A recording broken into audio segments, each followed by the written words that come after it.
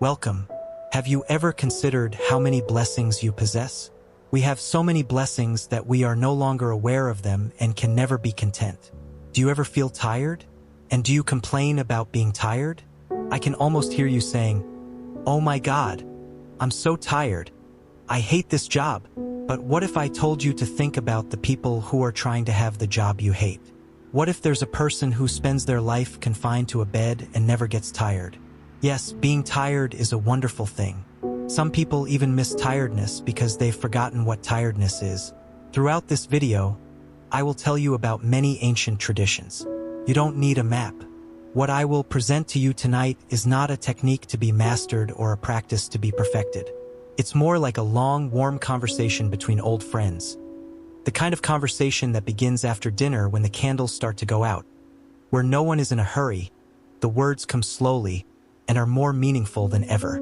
Throughout this journey, we will wander among the stories and teachings of many traditions, from the silent halls of Zen, the diaries of Stoic philosophers, the flowing rivers of Taoism, and the deep wells of Islamic wisdom.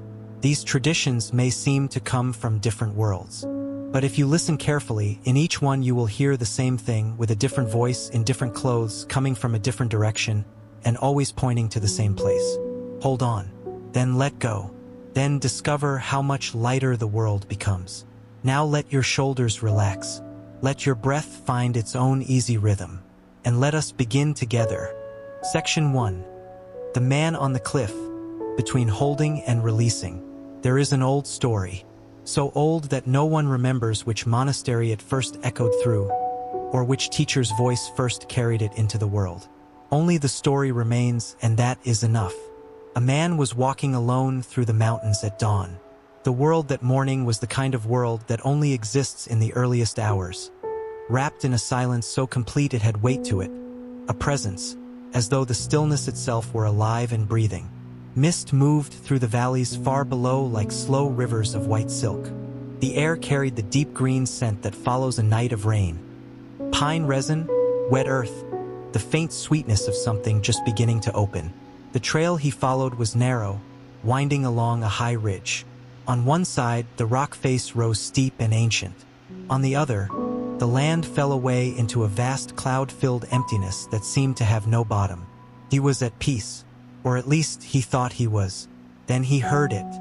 A sound behind him, low, warm, enormous.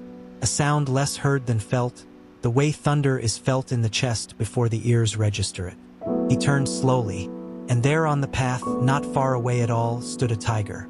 Its eyes were golden and patient, the way only a creature that has never once doubted its own power can be patient. Its great body was low and coiled, every muscle a held breath. The only movement was the slow, lazy flick of its tail. For a moment, neither of them moved. Then the man ran. He did not choose to run. His body simply ran, the way all living bodies run when something ancient inside them wakes and says, "Go, go now, do not stop." He ran along the ridge, the trail narrowing beneath his feet, the tiger behind him until the path ended. It ended not gradually but absolutely. A cliff edge, a sudden opening of nothing, the world dropping away in a long vertical plunge into mist and rock. He leapt over the edge. His hands caught a root growing from the rock face. Thick, gnarled, ancient, the root of a tree that had been holding on to this mountain for centuries. His fingers wrapped around it with a force that pressed the bark into his palms like a signature. And there he hung, suspended between two impossible things. Above him, the tiger paced at the cliff's edge, those golden eyes watching with something almost like calm interest. Below him, a long fall into clouds and silence. The root was strong for now, but he could feel his arms beginning to tremble. He could not climb up. He could not climb down. He could only hold on. So he did the thing that all of us do when we have run out of options. He called out, "Help!" He cried into the mist. "Is anyone there? Please help me." And to his astonishment, a voice answered. It came from everywhere and nowhere at once. Deep and unhurried, the way a mountain sounds when you press your ear to its stone. "I am here," the voice said. "Some call me the beloved. Some call me the way. I have always been here." The man's heart leapt. "Oh, thank God," he gasped. "Please, tell me what to do. How do I get out of this?" A pause. The mist swirled gently below. The tiger yawned above. And then the voice said very simply, "Let go." The man blinked. He looked up at the tiger. He looked down at the rocks. He tightened his grip on the root. "Let go," he repeated, as though hearing it might make it make more sense. "Yes," said the voice. "Just let go." A long silence followed. The man's arms shook. And then, in a voice that had traveled a great distance to reach this moment, he called out one more time, "Is there anyone else there?" Every time this story is told, something ripples through the room. A quiet recognition, almost like a laugh that has decided to become a sigh instead. Because we have all been that man. Every one of us has been hanging on that cliff, hearing the teaching, knowing in some clear and undeniable part of ourselves that what we are clinging to is hurting us, and still tightening our grip. The 3rd century Stoic philosopher Epictetus, who spent the early part of his life as a slave, understood this with extraordinary precision. He observed that human suffering is almost never caused by circumstances themselves, but by our attachment to how we believe circumstances should be. He wrote, "It is not things that disturb us, but our judgments about things." He was saying, in his own cool and precise way, exactly what the voice at the cliff's edge was saying. The tiger, the fall, the root, these are not the source of your suffering. Your grip is. This is not cruelty. The voice does not tell the man to let go because his pain does not matter. It tells him because it understands something the man cannot yet see. That the root and the tiger are both already here, and the only variable is whether he will meet them with open hands or closed ones. In the Islamic tradition, there is a concept called tawakkul, a word that is sometimes translated as trust or reliance on God, but which carries something much more textured in its original meaning. Tawakkul is not passivity. It is not resignation. It is the active, courageous choice to do what you can with what you have, and then to release the outcome entirely, to place it in hands larger than your own and to genuinely, completely mean it. The Prophet Muhammad, peace be upon him, is reported to have said, "Tie your camel, then put your trust in God. Do what is yours to do, and then let the rest be held by something that has never once dropped anything it was given to hold." Tying the camel is not the same as never letting the camel go. At some point, you must open the tent flap and trust the desert. The Taoist sage Laozi wrote in the Tao Te Ching, perhaps the most quietly radical book ever composed, "The Tao does nothing, yet leaves nothing undone." This is Wu Wei, the principle of effortless action, of moving with the current rather than against it. It is not laziness. It is something closer to wisdom, the recognition that the universe has its own intelligence, and our frantic insistence on controlling every outcome is not strength. It is fear wearing the costume of control. The man on the cliff is not weak. He is not foolish. He is doing the most natural thing in the world, holding on because he is afraid of what happens if he stops. Every one of us does this. We hold on to relationships that have ended because the idea of their absence is more frightening than the pain of their prolonged dying. We hold on to versions of ourselves that no longer fit because changing would mean admitting we were different once, and that the difference mattered. We hold on to anger because releasing it might feel like forgiving something unforgivable, and forgiving might feel like saying it was acceptable, and we cannot say that. The grip is not the problem. The grip is the answer to a problem, an old, frightened, very human answer. And it deserves compassion, not contempt. But the root will not hold forever. The arms will tire. There is always a moment in every held thing when the body and the soul and the sheer exhaustion of continuing to hold finally say, enough. And in that moment, in that exact moment when the fingers loosen and the breath comes and the fall begins, something extraordinary tends to happen. The fall is not what we feared it would be. It never is. The Zen tradition has a phrase for the moment after the release. Shoshin, beginner's mind. The mind that has let go of its certainties and its plans and its white-knuckled grip on how things must be. Shunryu Suzuki Roshi, one of the great Zen teachers of the 20th century, wrote, "In the beginner's mind there are many possibilities, but in the expert's mind there are few. The man gripping the root is an expert in survival. He knows exactly how hard to hold, exactly which muscles to engage, exactly how to stay suspended. He is very, very good at not falling. But he has forgotten how to live. We will not try to force letting go tonight. That would be like trying to force a fist open. The very instruction creates more tension.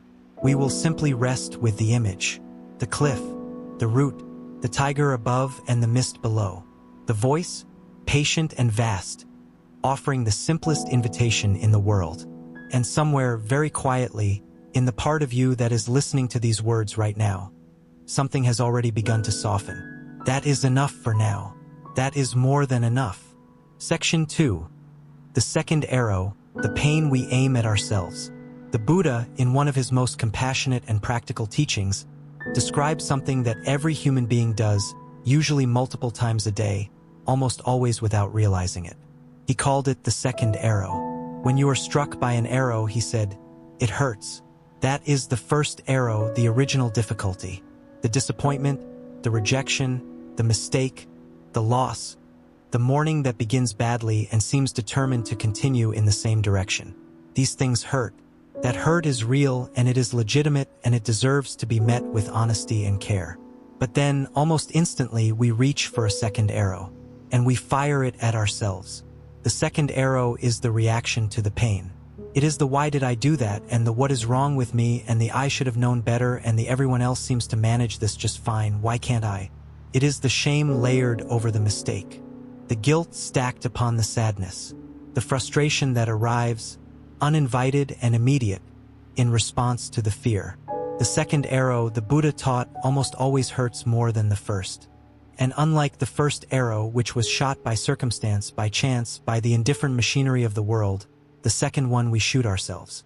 We are very accurate archers when it comes to ourselves. Imagine a woman lying awake at 3 in the morning. The house is quiet. A soft rain taps against the window. Not a heavy rain, just the kind that arrives gently, as though it knows the hour and is trying not to disturb anyone. The dog is at the foot of the bed, breathing those easy, uncomplicated breaths that dogs breathe when they have decided the world is fundamentally trustworthy. Somewhere down the hall, a clock ticks. Everyone is sleeping.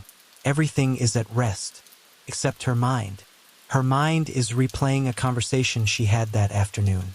Something she said, a word that came out sharper than she intended, a moment of impatience that she wishes she could reach back into time and soften. She saw the look on the other person's face. That look. She replays it now, examines it from every angle, turns it over like a stone she is not sure is a stone. She rewrites the conversation in her head. In one version, she is kinder. In another, she says something clever that makes them both laugh and the sharpness dissolves. In another, she says nothing at all, just listens the way she wishes she had. Each version is slightly more polished than the last. None of them changes what actually happened. She knows this is not helpful. She can feel her jaw tightening. She tells herself firmly with real conviction, let it go. It is done. It is over. Go to sleep. But the mind does not obey this command. If anything, the command makes things worse. Now she is not only replaying the conversation, she is also frustrated with herself for replaying it. Two things keeping her awake where there was one before. The original worry and the worry about worrying. She turns over. The rain keeps tapping. The clock keeps ticking. Marcus Aurelius, Roman emperor, military commander, and one of the great Stoic philosophers, wrote his meditations not as a treatise for the public, but as a private journal. Letters to himself. Reminders scrawled in the margins of his own soul. He was one of the most powerful men in the ancient world, and yet again and again in those pages, he returned to the same instruction, given to himself with patient repetition. You have power over your mind, not outside events. Realize this, and you will find strength. And also, the first rule is to keep an untroubled spirit. The second is to look things in the face and know them for what they are. This is not coldness. Marcus Aurelius lost children. He fought wars he did not want to fight. He ruled an empire that was slowly, inexorably fraying at its edges. He was acquainted with grief in ways most of us will never experience. But he returned, again and again, to this single discipline, the refusal to add unnecessary suffering to unavoidable pain, the refusal to fire the second arrow. The woman lying awake at 3 in the morning does not need to be told that her mistake was fine, that it did not matter, that she should simply get over it. She needs something different. She needs to understand that the conversation that happened is already complete, fixed, finished, past, and that every moment she spends replaying it is a moment taken from the present, borrowed at high interest from the only currency she actually has. Now, the Taoist tradition offers a different image for the same truth. In the Tao Te Ching, Laozi writes, "Stop thinking and end your problems." This is, at first glance, absurd. Surely we cannot simply stop thinking. But look deeper, and what he is describing is the same thing the Buddha described, the same thing Marcus Aurelius was training himself toward, the recognition that most of our suffering is manufactured. It is a factory we built and continue to run, efficiently and tirelessly, producing pain out of raw material that does not inherently contain it. The conversation happened. That is the first arrow. It may have been slightly unkind. It may have landed harder than intended. It is done. The replaying, the rewriting, the shame, the frustration at the frustration. That is the factory. And the factory can be closed. Not by force. Not by commanding the mind to be quiet. That is just another arrow. But by something gentler. By noticing that the factory is running. By becoming, for one moment, the one who is watching the machinery rather than the one inside it. There is a phrase in the Zen tradition that is so simple it sounds almost dismissive, but which contains a complete philosophy of inner life. Not too tight, not too loose. The Buddha himself arrived at this teaching after years of extreme asceticism, years of trying to discipline his mind and body into submission through sheer force of will, eating almost nothing, sleeping on hard ground, pushing against himself as though the self were a wall to be demolished. It did not work. What he discovered instead was the middle way. Not the tightness of forced control, not the looseness of complete abandon, but something in between. Something like the string of an instrument, tuned to exactly the right tension, capable of producing music only because it is neither too constrained nor too free. The woman at 3 in the morning does not need to suppress her thoughts or punish herself for having them. She needs the middle way.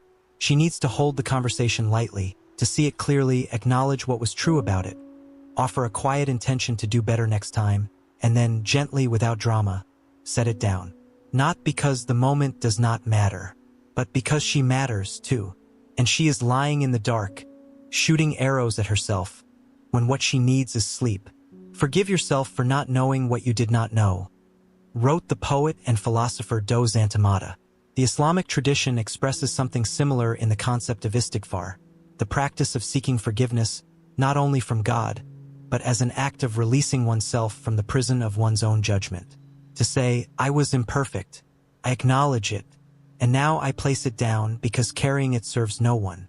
So tonight, if there is a second arrow somewhere in your body, a place where you have been hard on yourself for something, a criticism you have aimed at your own heart, a verdict you have delivered about your own worth, just notice it. You do not have to pull it out tonight. You do not have to declare yourself absolved. Just notice it is there. Just see the arrow and recognize, I put that there, and I can choose, when I am ready, not to push it in further. That is the beginning. That is always the beginning. Section 3. Eyes made in another city. The armor we forgot we were wearing. Have you ever been offered something kind? A compliment? A gesture of generosity? A moment of genuine warmth from another person, and found yourself unable to fully receive it? Not because you did not want to, but because something in you was already scanning, already calculating, already waiting with a quiet and practiced vigilance for the catch. Someone tells you that you did something well, and before the words have fully landed, your mind is already explaining them away. They are just being polite, they want something, they do not know the full picture. Someone reaches toward you with open hands, and something in you pulls back, just slightly, almost imperceptibly. The way a hand pulls back from a flame it has not yet touched but remembers touching before. If you recognize this, you are not alone. And nothing is wrong with you. You have simply been shaped by your history. We all have. There is a parable told in Buddhist monasteries about 2 monks walking through a forest. They came to a river where the current ran fast and cold, and standing at the bank was a traveler. a woman, well-dressed, clearly not accustomed to difficult terrain, who was unable to cross alone. Without hesitation, the elder monk waded into the river and carried her across on his back. He set her down safely on the far bank, and the two monks continued on their way. An hour passed, then two. The younger monk walked in increasing silence, his face tightening with each step, until finally he could contain himself no longer. "How could you do that?" he burst out. "We have taken vows. We are not supposed to have physical contact with strangers. We are not supposed to." The elder monk walked quietly for a moment. Then he said, "I set that woman down at the river 2 hours ago. Why are you still carrying her?" This is one of the most beloved stories in the Buddhist tradition, and it points to something we all know, not in our minds but in our bodies. We carry things long after the moment has passed. We carry old encounters, old fears, old lessons learned from old pain. The body remembers even when the mind has moved on. And sometimes the thing we are carrying is not even a memory, but a habit that the memory produced, a way of bracing, a posture of readiness, an invisible armor that was crafted in one season of life and never removed when the season changed. The great Epictetus, writing from his experience as a slave, a man who had every reason to develop such armor, identified one of the most important distinctions in human life. He called it the dichotomy of control, the understanding that some things lie within our power and some things do not. Our judgments, our desires, our responses, these are ours. The actions of others, the events of the world, the weather of circumstance, these are not. The beginning of freedom, he taught, is the rigorous, daily practice of knowing the difference. The younger monk is suffering over something he cannot control, something that has already happened, something that is already over. He has folded it into his identity, made it part of what he is carrying through the forest. And the carrying is costing him the walk. Consider a young man who grew up in a place where life had edges. Not a terrible place. There were people who loved him, warm kitchens, summer evenings, laughter in the stairwells. But there was also a quality to the air, an alertness that you absorbed simply by living there. You learned young to read a room. You learned to notice who was on the street and what their posture meant. You learned to hold your head in a certain way, eyes soft but scanning, shoulders drawn slightly inward, body coiled for information. Nobody taught him this in words. His body simply learned it, the way a plant learns to grow toward the light it has available. And this alertness, this careful watchfulness, kept him safe. It was, in its way, a form of intelligence, a kind of love, the love of the self for itself, insisting on survival. Then one year, he traveled for the first time to a city in another country, a place of wide avenues and warm stone and sidewalk cafes where people sat for hours over small cups of coffee, doing nothing in particular, watching the evening arrive as though it were a guest they had been expecting all day. He met a man there, a local who wanted to practice speaking his language. They spent time together, conversations on park benches, small stumbling sentences, laughter at each other's grammar. The local man was easy to be around. He had an unhurried smile and a way of listening that made you feel there was nowhere else he wanted to be.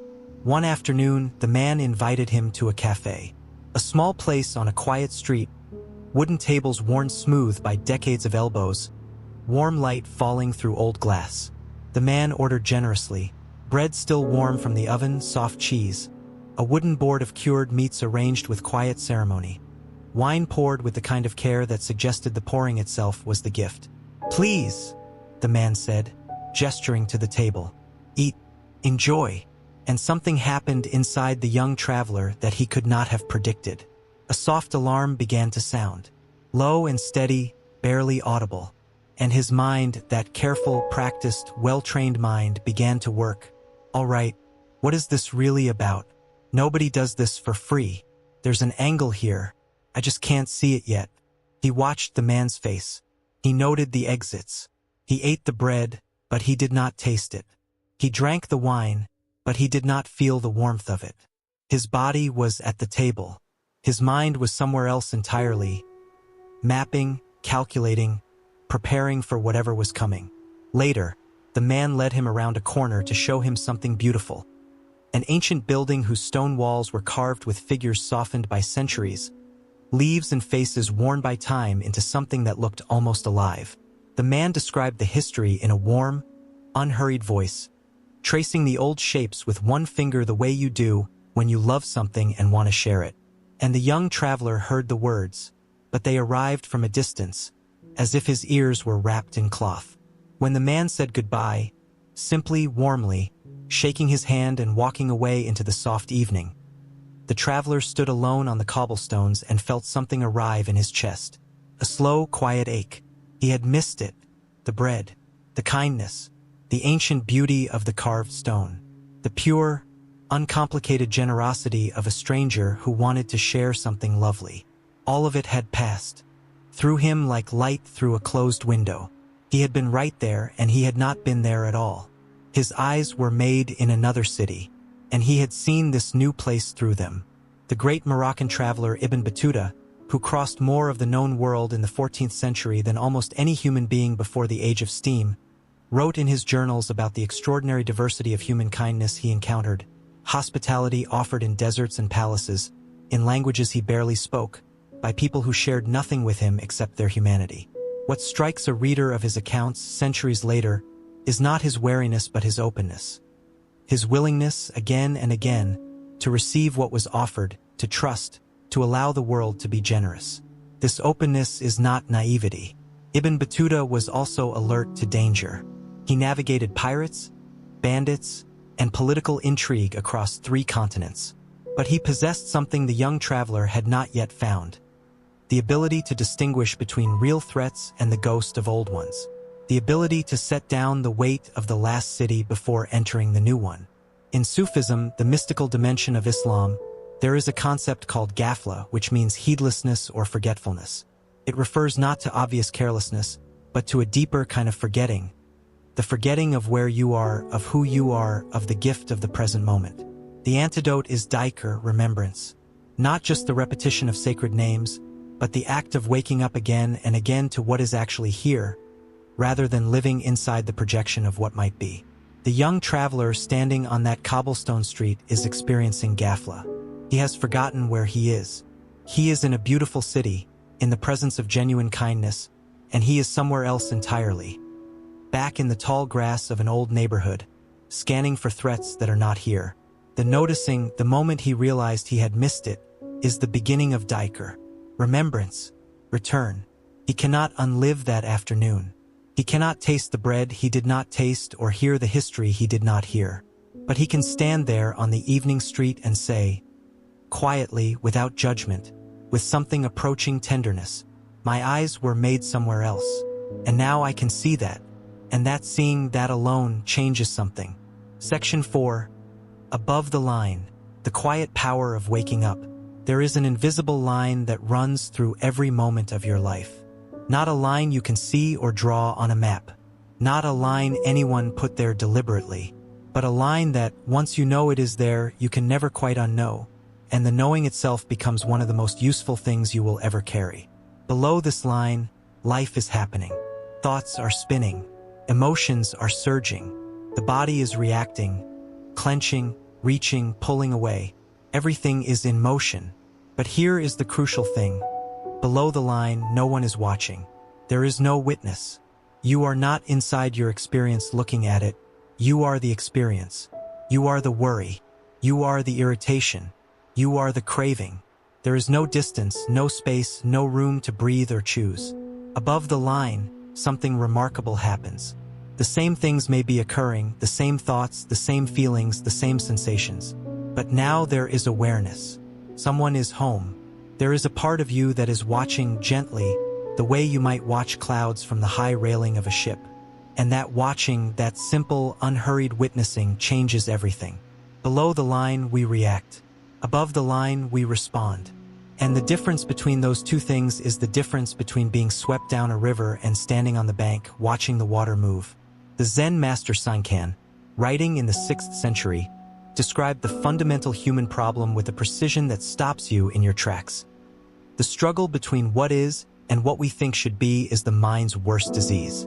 He was not speaking about extraordinary suffering, catastrophe, grief, loss. He was speaking about the ordinary, daily, almost constant struggle most of us conduct against the present moment.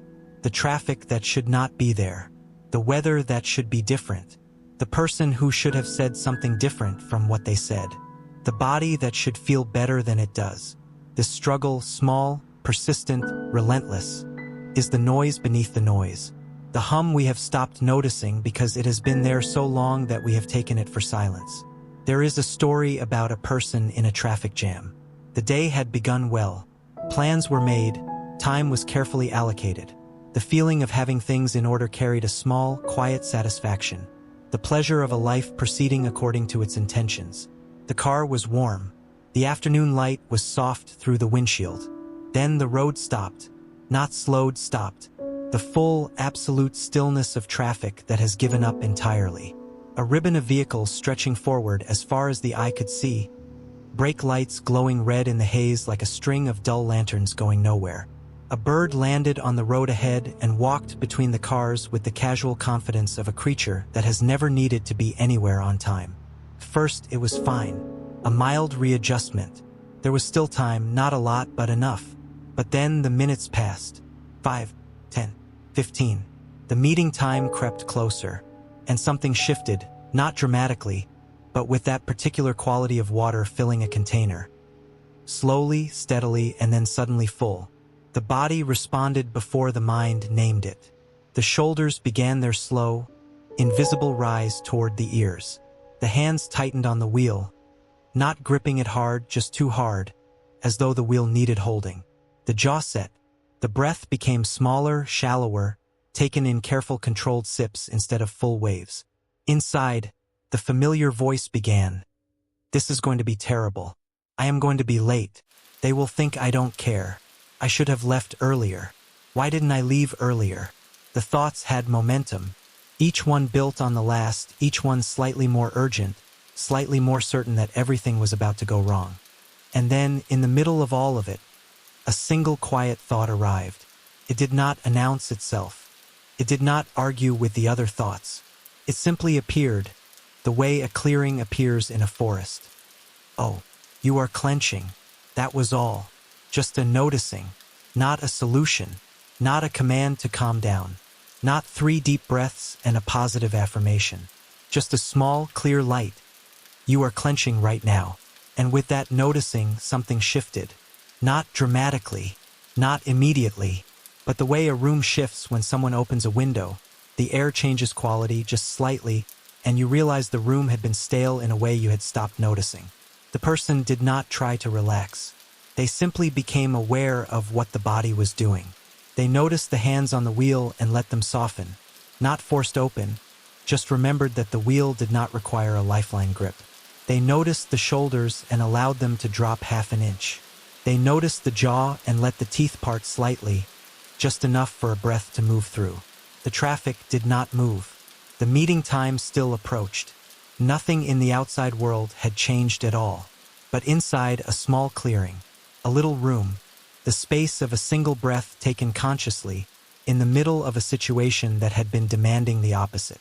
Marcus Aurelius, in his Meditations, wrote, "When you wake up in the morning, tell yourself, the people I deal with today will be meddling, ungrateful, arrogant, dishonest, jealous, and surly, but I have seen the beauty of good and the ugliness of evil, and have recognized that the wrongdoer has a nature related to my own. This is not cynicism. It is preparation, not for war, but for the practice of staying above the line when the world tries to pull you below it." He was training himself daily to respond rather than react, to insert, by will and by practice, a small but crucial space between stimulus and response, a space the Stoics called prohairesis, the faculty of choice, the interior freedom that no external circumstance can remove. The Sufi poet Rumi, writing 7 centuries after Aurelius, arrived at the same place from a completely different direction. In his great poem, the Masnavi, he wrote, "Out beyond ideas of wrongdoing and right-doing, there is a field. I'll meet you there. This field, this open, unjudged, spacious place that exists beyond the reactive mind's categories of right and wrong, success and failure, threat and safety, is precisely what lies above the line. It is not a place of indifference. It is a place of profound clarity, where you can see things as they actually are rather than as your fear or habit insists they must be. There is a story about a man with a habit of impatience. He was not unkind, everyone said so. He was a good person, but he moved through his days at the pace of someone who was always about to miss a train. Everything needed to happen faster, and when the world did not cooperate with his schedule, something in him would tighten and snap. He had been learning, in his own private way, to notice this. Not to fix it, just to notice. One evening, tired after a long day, he stopped at a market. In front of him in the line was a woman with a small child. The woman had one item to buy, but instead of placing it on the counter, she lifted the little girl up to show her to the person behind the register. And the two of them began to make a fuss over this child, laughing and murmuring about how much she had grown. The man felt it building, the familiar tightening, the thoughts lining up. She should be in the quick line. She has one item, and now they are just chatting. I have had a long day. This is not fair. He could feel the heat in his chest, the old machinery revving up. And then, quietly, without drama, he noticed. Oh, he thought, there it is. He did not push the feeling away. He did not scold himself for it. He just saw it. And in seeing it, something softened, just enough. He took one breath. He looked up from the machinery of his own reaction. And for the first time, he actually saw the child. She was maybe 2 years old, round-cheeked with dark, curious eyes. And she was reaching up to touch the face of the person behind the counter with one small, unhurried hand. Something in his chest loosened. A warmth moved in where the tightness had been. When it was his turn, he said simply, "That is a beautiful little girl." The clerk, whose eyes had been bright with something private and precious, looked at him and said, "That is my daughter. Her grandmother brings her to visit me here twice a day. My husband is overseas. This is the only time I hold her until I get home late at night." The man stood there with his basket of groceries, and the world became, for a moment, very quiet and very wide. He had almost missed it. He had been 3 feet from one of the most tender things in the world, burning in the low fire of his own impatience. And it was only because, for one moment, he had come above the line, had noticed the clenching rather than simply being the clenching, that any of it reached him at all. He carried his groceries home in the cool evening air. The sky above the rooftops was the color of peaches. And he thought, not for the first time, but perhaps for the first time with real feeling, that he had been rushing through his life like someone late for a train that was not going anywhere he actually needed to be. Section 5. Sky and clouds. You are not your thoughts. On a clear night, far from the lights of any city, the sky is astonishing. Stars beyond counting. Darkness of a depth that no painter has ever managed to reproduce. Not the flat black of paint or ink, but a living dark, a deep velvet with dimension, as though the sky has layers and goes back forever. And the strange thing about standing under such a sky is that the immensity does not make you feel crushed. It makes you feel something closer to relief, as though some burden you did not know you were carrying is suddenly shared with all that space. Here is something that is easy to forget on ordinary days. That sky is always there, on cloudy days, on rainy afternoons, on mornings so gray and heavy that the sun seems like a rumor. The sky does not leave. The clouds are visitors. The storms are visitors. They come and they go, and the sky, patient, vast, entirely indifferent to the drama passing through it, does not mind. It does not chase the clouds. It does not mourn when they go. It simply holds them for as long as they last. And when they leave, it remains. Your mind is like that sky. This may be one of the most comforting things a person can hear. And it is true. For most of us, most of the time, we live as though we are the clouds. We think a worried thought and we become the worry. We think an angry thought and we become the anger. A thought arrives that says, "I am not enough," and we become that smallness, that quiet despair, that fog that colors the whole day gray.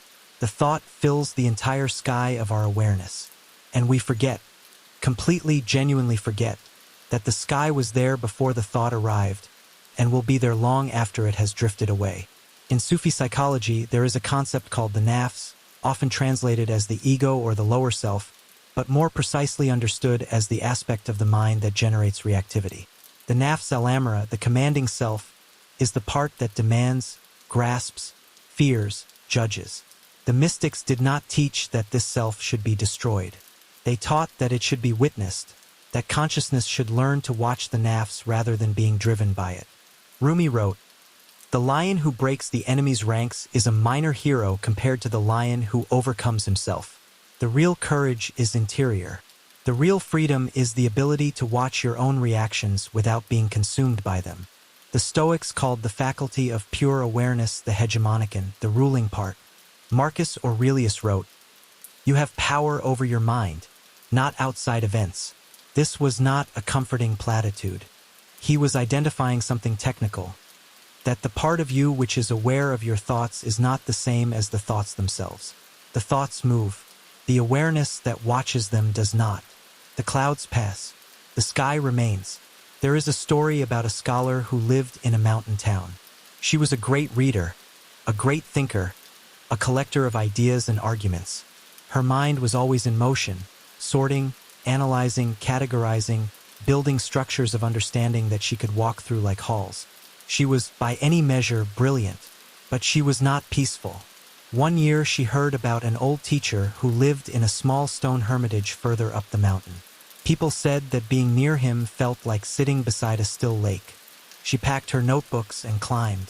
When she arrived, she found the teacher sitting outside on a flat rock, doing what appeared to be nothing at all.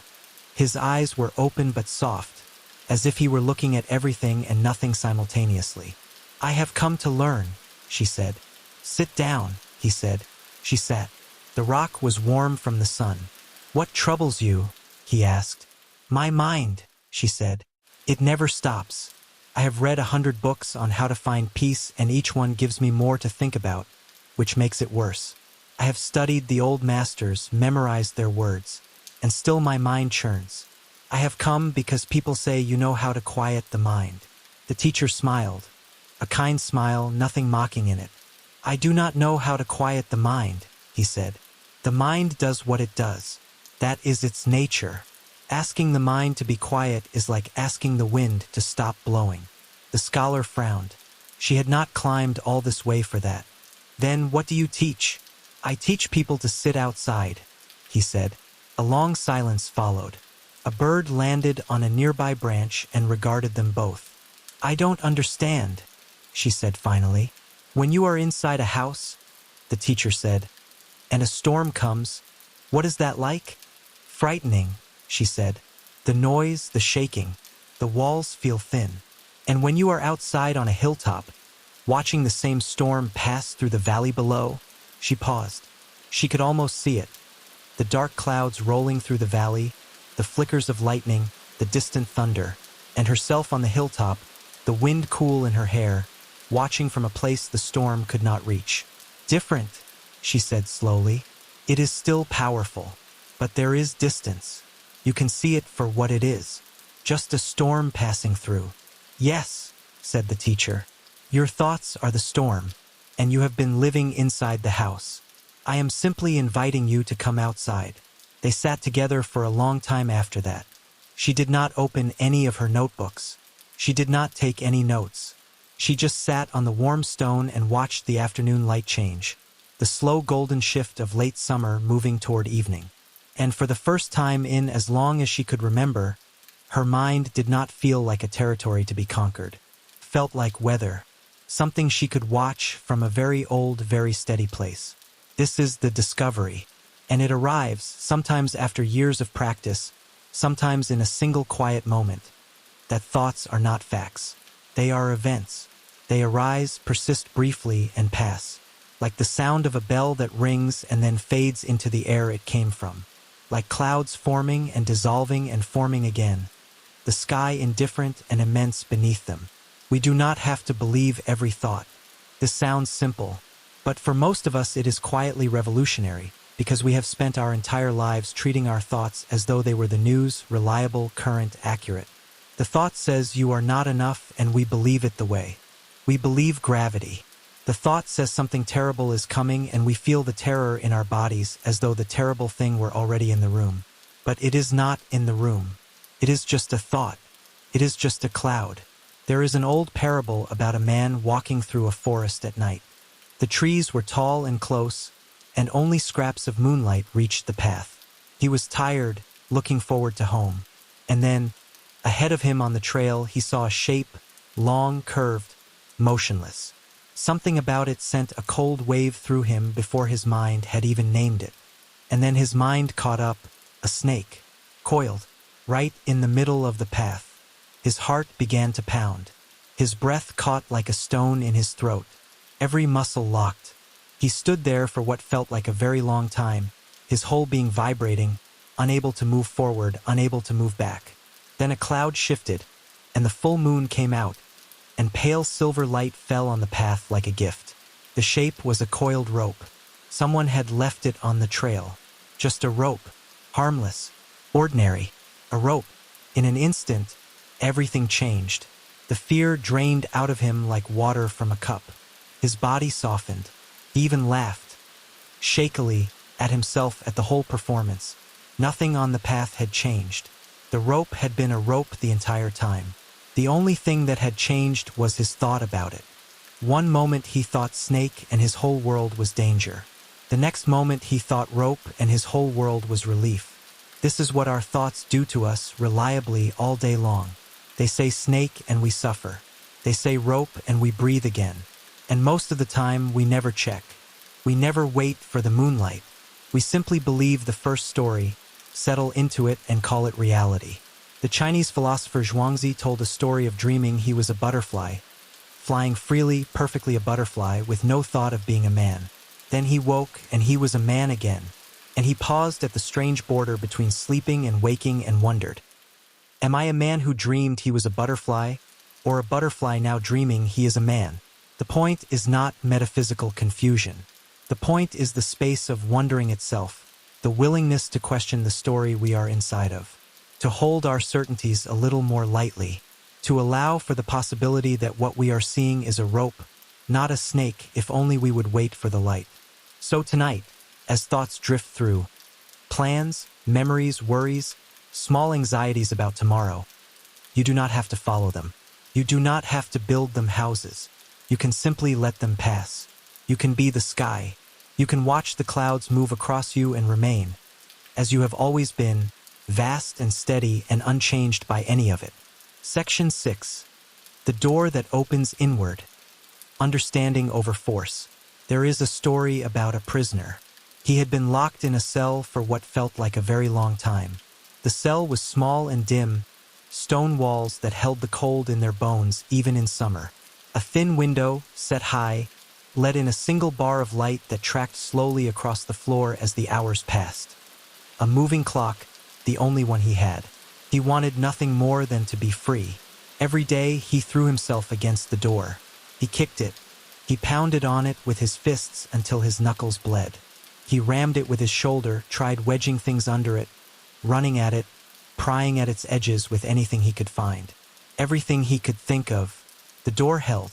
Every evening he collapsed on the stone floor, exhausted and defeated. Every morning he woke and tried again, because the door was all he had. This went on for years. Then one day a child wandered into the corridor outside his cell. Small, barefoot, a daisy tucked behind one ear. She looked at the man through the bars with clear, curious eyes. "Why do you not just come out?" she asked. "The door is locked," he said, bitter and certain. "I have been trying to open it for years." The child tilted her head. She walked to the door and placed one small hand on it and pushed, barely at all, the way you might push open a garden gate, and the door swung open. Inward. It had never been locked. It opened inward, easily, silently. And all those years he had been throwing his whole body against it in the wrong direction. This story lives close to the heart of everything we have been exploring tonight. Because when it comes to the habits, the patterns, the places in us where we feel stuck, we almost always approach them the way the prisoner approaches the door. With force. With the urgent, tight-muscled energy of "I must overcome this." We declare war. We arm ourselves with willpower and discipline and the determination to be different. We march into battle against ourselves. And sometimes, for a day, a week, a month, the force seems to work. We feel strong. We feel we are winning. But the habit has not changed. It has simply been held at bay by force. The way you might hold a door shut with your whole body while something presses from the other side. And willpower is not an endless resource. It depletes the way a battery depletes. And when it runs low, the habit floods back. And with it comes something heavier than the habit itself. The shame of having tried and failed. The evidence, now confirmed once more, that something is fundamentally wrong with us. The Buddha recognized this trap with great clarity. He did not arrive at his teaching through theory, he lived it. Before his awakening, he spent years practicing the most severe forms of self-discipline. Fasting to the edge of survival, denying his body every comfort, trying to overwhelm his own nature by sheer force of will. He grew thin and exhausted, and he was no closer to peace.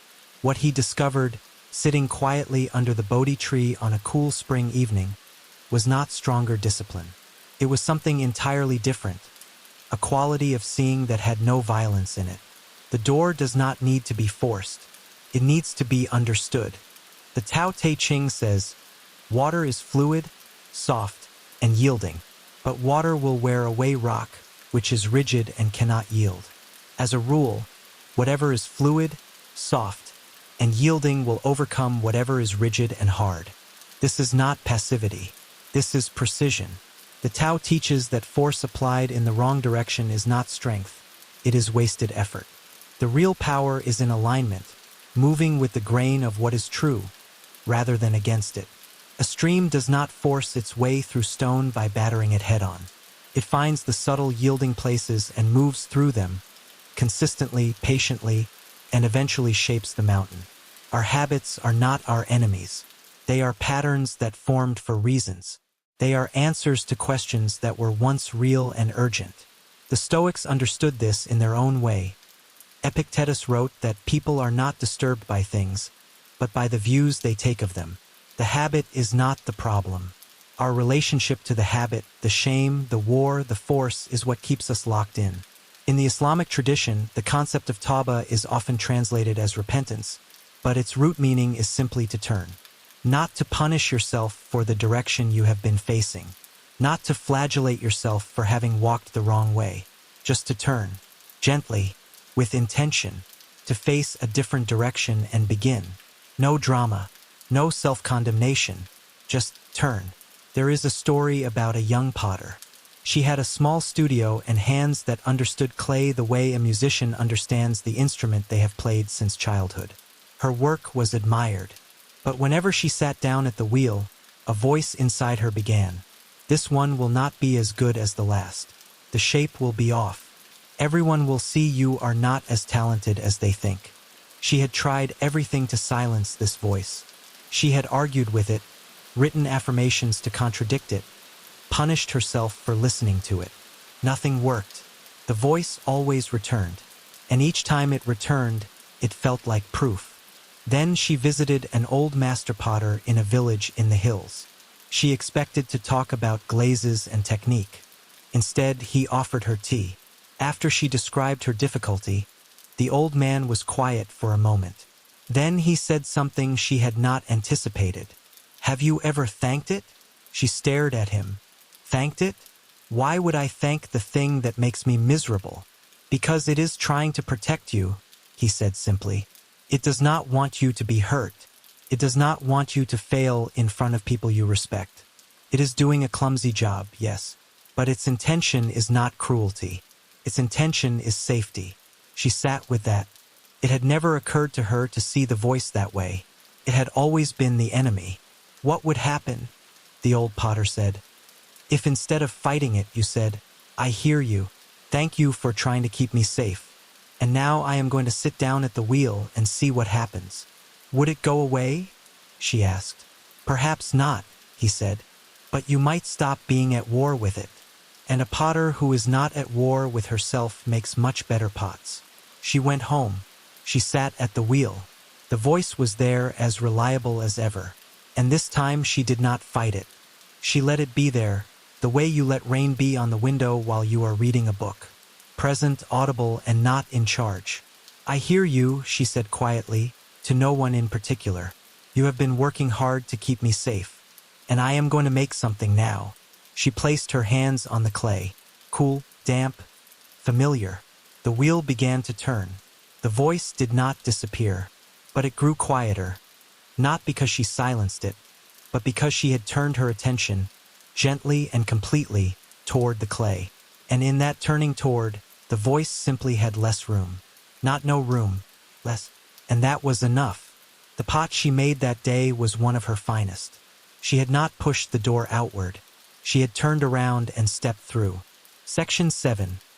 Rain on dry ground. The alchemy of self-compassion. In the dry season, the earth cracks. If you have seen it, you know how it looks. The soil splitting into patterns like a puzzle pulling apart. The hard-baked surface closing around itself, refusing everything. Nothing seems to grow. The earth looks finished, as though it has made a permanent decision about what it is. But it has not. When the rain finally comes, it does not work all at once. The first drops fall on the hard ground and bead on the surface, rolling toward the cracks. And for a moment it seems the rain will make no difference. The earth seems too closed. But the rain does not argue with the earth. The rain does not say, "Open. I am trying to help you." It simply falls drop after patient drop, and the hardness, which was never really hardness, only thirst, begins slowly and inevitably to yield. Within days, green things appear, shoots so small they seem accidental, flowers that look surprised to find themselves blooming, life that was waiting all along just beneath the surface, needing nothing but water to remember what it was. This is what happens, has always happened, when we bring genuine gentleness to the dry and cracked places inside ourselves. There is a teaching in Buddhism sometimes called metta bhavana, the cultivation of loving kindness. In its traditional form, it begins with something that many people find surprisingly difficult: directing warmth and goodwill toward yourself. Not toward others first, toward yourself. May I be happy. May I be peaceful. May I be free from suffering. Simple phrases, offered to the one person who is with you every moment of every day, and who so often receives the sharpest arrows. The difficulty many people encounter with this practice is revealing. We can often, without much effort, wish peace for a loved one. We can wish it with some practice even for strangers. But turning that warmth toward ourselves, truly meaning it not as an exercise but as an act of genuine care, can feel almost transgressive. As though we don't quite deserve the same consideration we would freely offer anyone else. The line attributed to the Buddha, found throughout the Pali Canon, speaks to this directly. You yourself, as much as anybody in the entire universe, deserve your love and affection. Not more, not less, the same. The Stoic philosopher and Emperor Marcus Aurelius approached this from a different direction. He wrote about oikiosis, the concept of natural belonging, the recognition that we are, at the most fundamental level, related to and responsible for ourselves. The Stoics did not prize self-negation. They prized self-knowledge and self-care as the necessary foundation of any genuine contribution to others. You cannot pour from an empty vessel. You cannot offer steadiness from a place of constant internal war. There is a story about someone who struggled for several years with a difficult relationship with food. It began quietly, the way these things do. A stressful time. The discovery that eating certain things brought a kind of warmth, a temporary softening of the world's edges. The noise quieted. The overwhelm subsided for a little while. But the comfort never lasted. It faded quickly, and in its wake came heaviness. Not just physical, but something that settled into the soul like wet sand. A fog. A low, persistent gray that colored everything. And so the cycle would begin again. The stress, the reaching, the brief relief, the fog, and then the reaching again because the fog itself was something that needed soothing. This person tried everything to break the pattern. Rules, promises, serious, heartfelt midnight vows that felt permanent and lasted 3 days. Willpower deployed like a wall against water. And for a while the wall held, and then it broke. And with the breaking came something worse than the habit. The confirmation of a belief that had been whispering underneath all of it. Something is wrong with me. Everyone else manages this. What is broken in me that I cannot? The shame became almost heavier than the habit. And shame, crucially, does not motivate change. It drives us deeper into the very behaviors we are trying to escape, because shame is pain, and pain needs soothing, and the only soothing available is the old familiar reaching. Shame does not cure the habit. Shame is the fuel. The turn, when it came, was not dramatic. It was simply this, a pause, before the reaching, in the moment of wanting a single breath of curiosity. What is this actually about? What is underneath this? Not judgment, not analysis, just gentle, honest looking. Beneath the craving, she found discomfort. Beneath the discomfort, sadness. And beneath the sadness, something she had not expected. A very old, very quiet belief that she was not enough. It was so familiar it had become invisible, like wallpaper she had lived with so long she had stopped seeing it. A low hum of insufficiency that ran beneath everything. When she saw this, really saw it, with the warm seeing of compassion rather than the cold seeing of analysis, something shifted. Not fixed. Shifted. She placed her hand on her own chest, the way you might rest a hand on the back of someone who is crying, and she said quietly to herself, "I am sorry you have been hurting for so long. You are not broken. You have never been broken. You are just thirsty. This is the rain falling on dry ground. Not a cure. Not a removal of the pattern. A softening. A change in the relationship with the difficulty. The shift from what is wrong with me to what does this part of me need." The Islamic concept of Rahmah, divine mercy, is described in the Quran as something that encompasses everything. My mercy encompasses all things. 7:156. In the Sufi reading of this, Rahmah is not only divine. It is a quality that humans are invited to embody, to practice, to turn toward themselves and each other. The word is related to Rahim, womb, suggesting a mercy that is not distant or conditional, but intimate, warm, caring. The mercy of something that holds you before you have done anything to deserve holding. This is the quality we are invited to bring to our own dry places. Not approval of everything we do, not the abandonment of growth or change, but the basic, foundational tenderness of being willing to stay present with what is difficult in us, rather than turning away or attacking. A Tibetan Buddhist teacher once described awareness using a beautiful image. Awareness, he said, is like the sun, and our tensions, our patterns, our frozen places are like ice. The sun does not fight the ice. It does not argue with it, insist that it melt on a schedule, threaten it with consequences for remaining frozen. It simply shines. And in the presence of that warmth, the ice does what ice naturally does when warmth arrives. It softens. It opens. It returns to water, which was its true nature all along. Your awareness, turned gently toward yourself, without judgment, without demand, is that sun. The warmth is already in you. The ice is already beginning to melt. You do not need to do anything more than let the warmth be what it is. Section 8. Letting go, the moment everything becomes light. Sometimes, after all the learning and all the searching, after the stories and the teachings and the quiet middle of the night revelations and the slow, patient work of noticing, the thing that finally changes us is the simplest thing in the world. Not a book, not a breakthrough, not a moment with trumpets and light, just a moment, a single quiet moment when something inside us opens. The way a hand opens when it has been holding on for a very long time and finally, gently, forgets why. There is a story about a woman. We do not know much about her. We do not know her name or where she lived or what she did on ordinary days. We only know what happened to her one afternoon, and it is enough.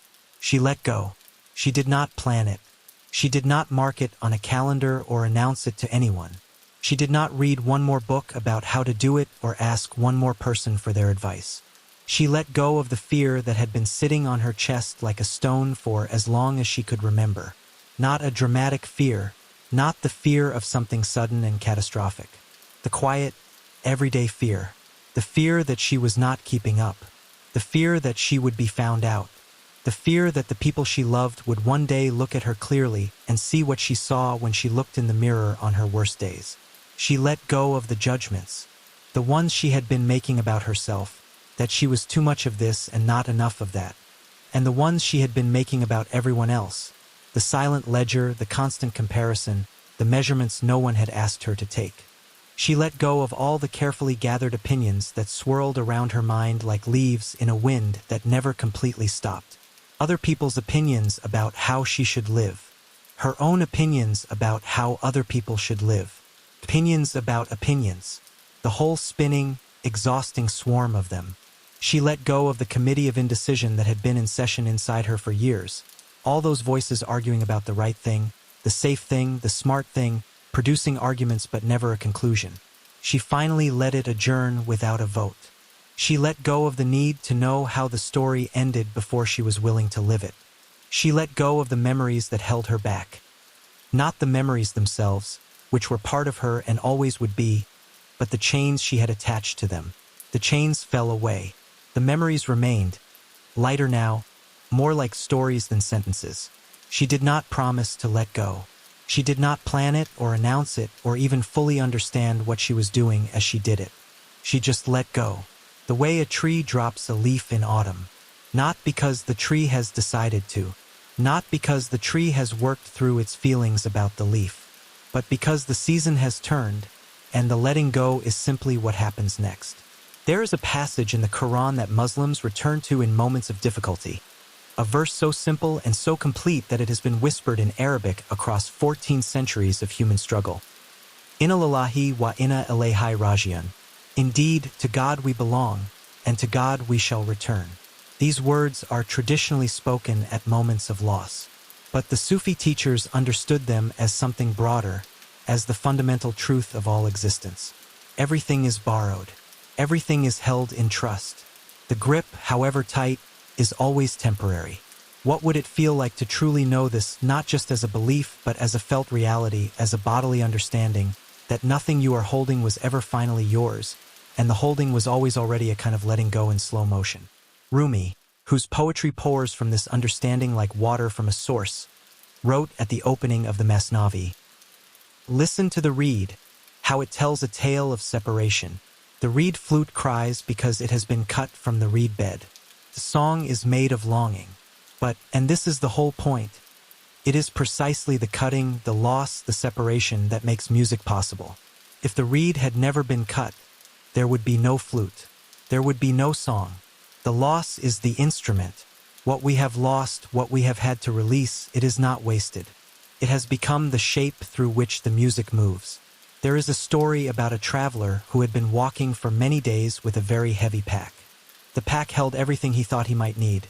Clothes for every kind of weather, tools for problems he had not yet encountered, books he had read and books he intended to read, maps of places he might visit someday, medicines for illnesses he did not have, and gifts, many gifts, things people had given him along the way that he could not bring himself to leave behind, because leaving them felt like leaving behind the people who gave them. The pack grew heavier with every mile. His shoulders ached. His back curved forward under the weight. He walked more slowly each day, but he kept going, because he believed he needed everything in it. One evening he came to a river, wide and calm, the water catching the last of the light so that the whole surface shimmered like something alive. On the other side, a meadow full of wildflowers, golden and purple and white, bending in a breeze that carried the smell of warm grass and everything easy. A small boat was tied to the bank. The boat was very small, and the pack was very heavy. He stood there for a long time. The light changed. The shadows lengthened. An old woman sat nearby, mending a net, watching him quietly. "That is a heavy pack," she said. "It is," he agreed. "What is in it?" He started to explain, but the list was so long and so tangled that he stopped halfway through and simply shook his head. "Everything," he said. "Everything I might need." The old woman nodded slowly. "And has it made the walking easy?" He looked at her. He looked at the pack. He looked at the small boat and the meadow on the other side, and the flowers bending in the breeze he could not feel from where he stood. Then slowly he set the pack down. He did not sort through it. He did not extract the important things and leave the rest. He set the whole thing down, all of it right there on the bank, and he stepped into the boat. The boat was so light without the pack that it seemed almost to fly across the water. The air on the river was cool and sweet. The current carried him gently, and for the first time in longer than he could remember, he was not working. He was simply moving, carried.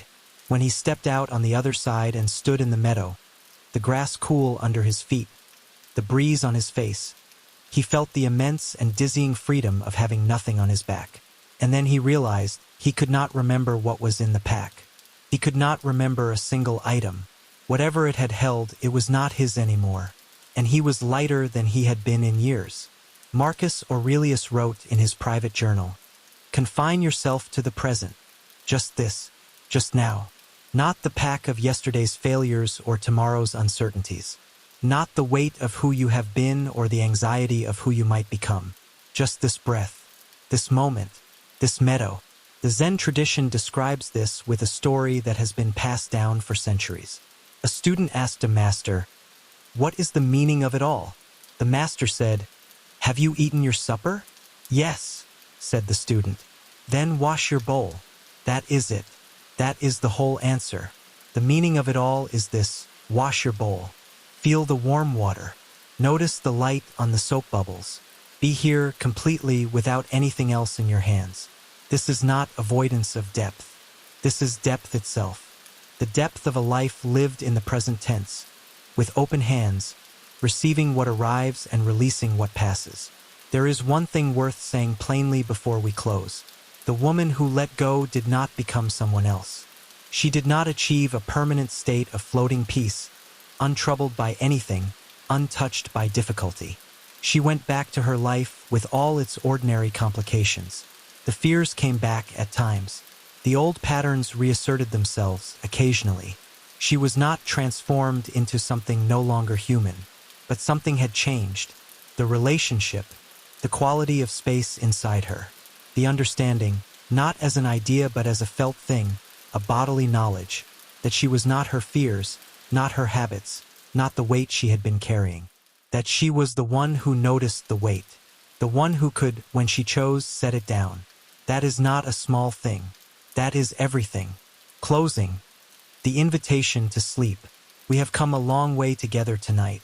We have been to the cliff's edge and hung there and heard the voice. We have followed the second arrow and seen where it lands. We have walked through a city with eyes made in another place and felt the ache of beauty that almost reaches us. We have found the line and crossed it and felt the difference between being inside the weather and watching it pass.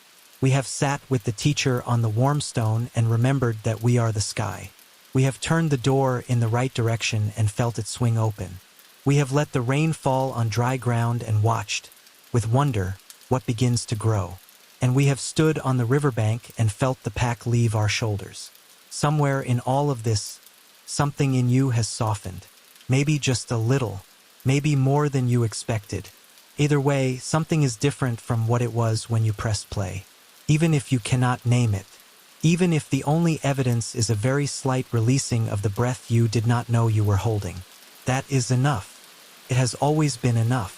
The Buddha said, "A jug fills drop by drop, and so does freedom, one moment of noticing at a time, one breath of kindness at a time, one small, private, unheroic softening at a time. You do not need to arrive anywhere tonight. You are already here. The body is heavy now. The eyes are wanting to stay closed.